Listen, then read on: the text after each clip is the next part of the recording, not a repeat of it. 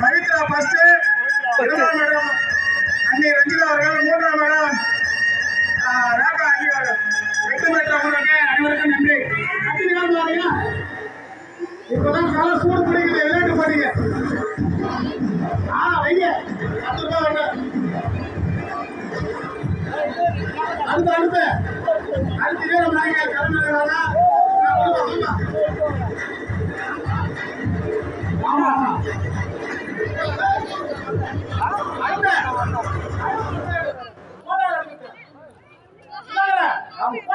கல்வி